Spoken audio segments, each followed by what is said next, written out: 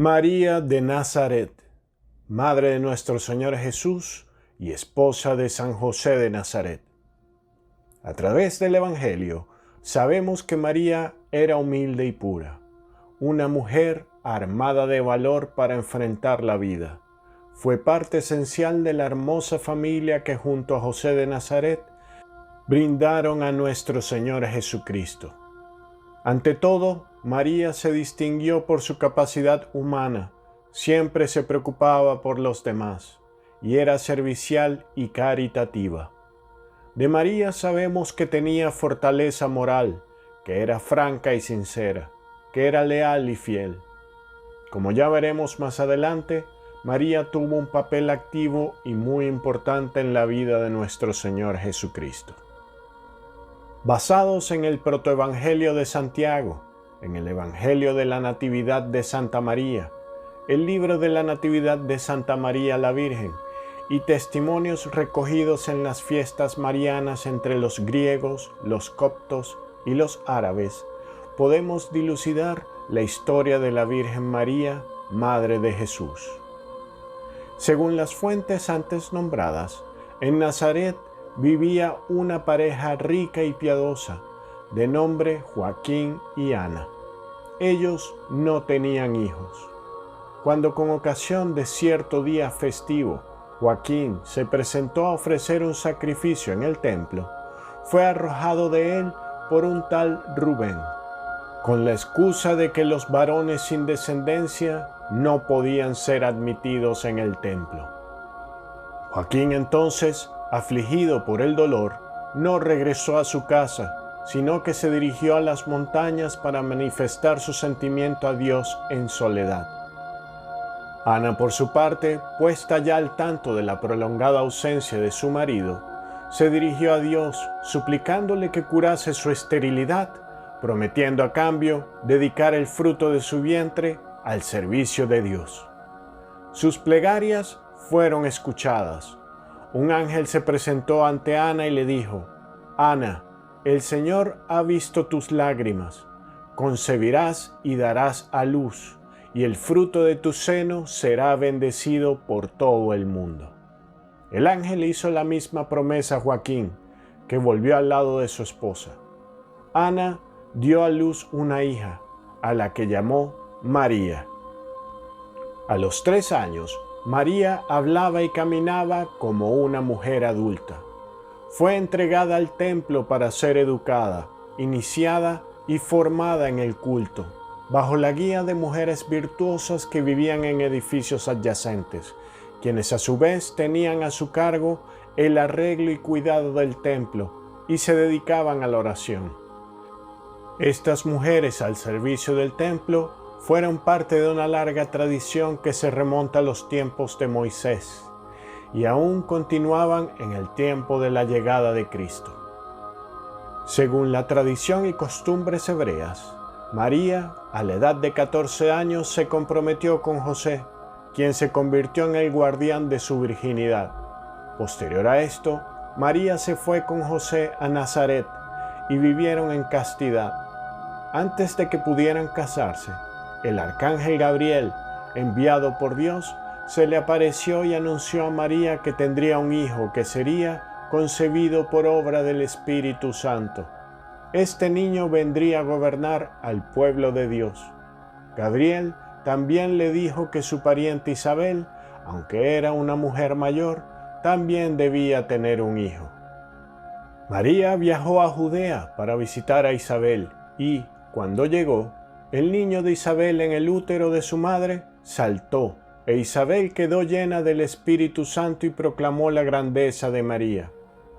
Habiendo escuchado las palabras de Isabel, María adoró a Dios cantando.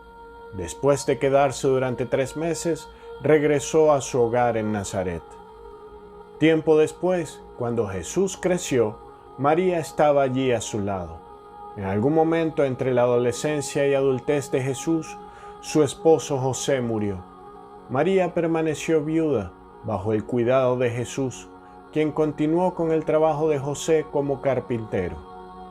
María mantuvo un perfil bajo durante casi todo el ministerio de su hijo, pero siempre le acompañó hasta el final.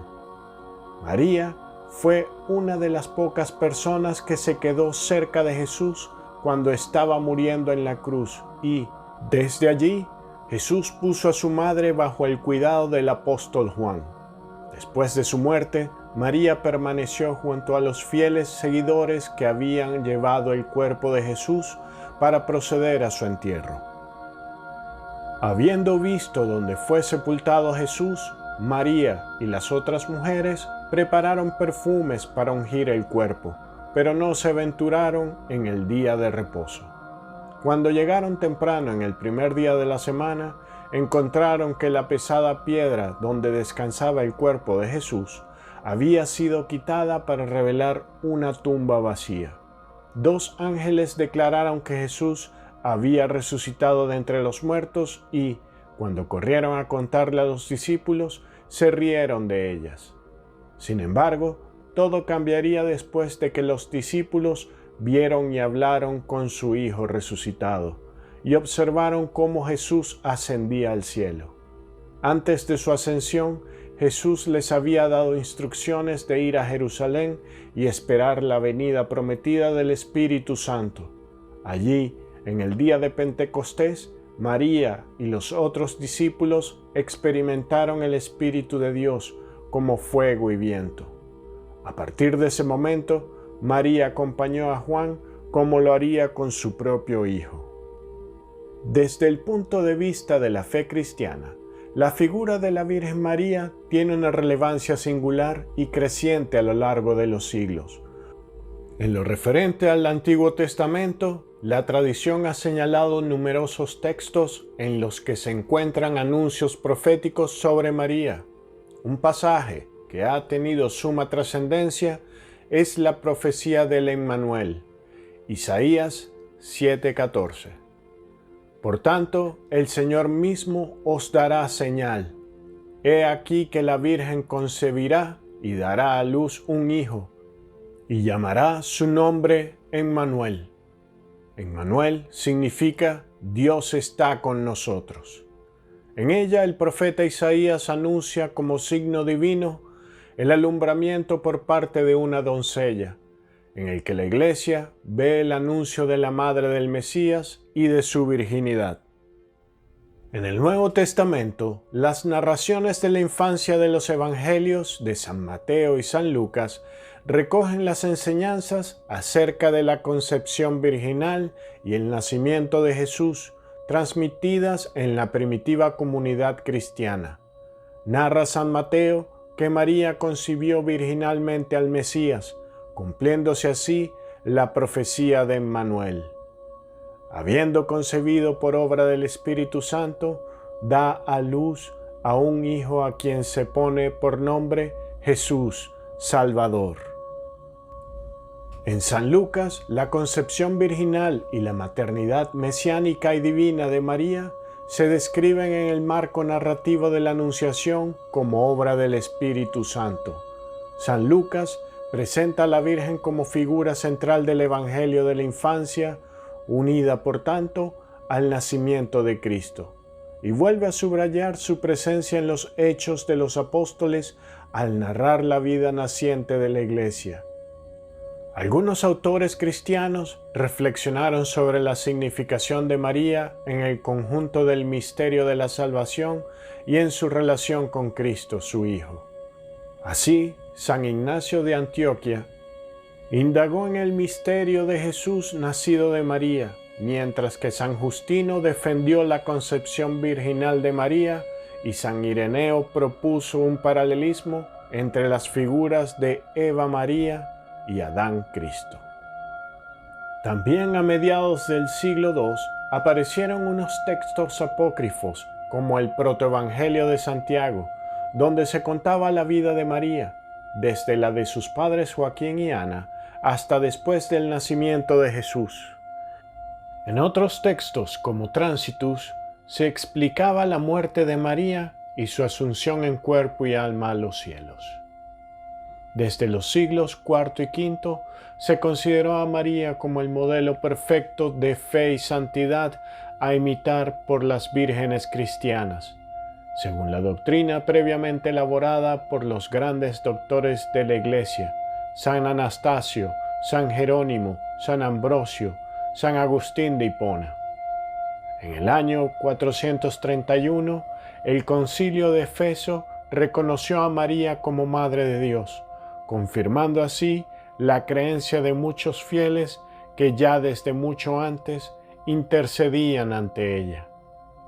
Para los padres de la Iglesia, era un tema de discusión la perpetua virginidad de María y su santidad personal. Progresivamente llegó a imponerse la idea de una virginidad antes del parto, en el parto y después del parto, y de una total excesión de pecado. La perpetua virginidad quedó definida en el Concilio de Letrán en el año 649 y en la Epístola dogmática del Papa Agatón en el año 680. El Concilio de Trento, por su parte, sancionó en el año 1547 su total excesión del pecado. Después de siglos de discusión entre las escuelas, la Iglesia fue llegando a la conclusión de que María había sido redimida en atención a los méritos de Cristo, pero que, desde el primer instante de su ser, se había visto libre de la mancha original.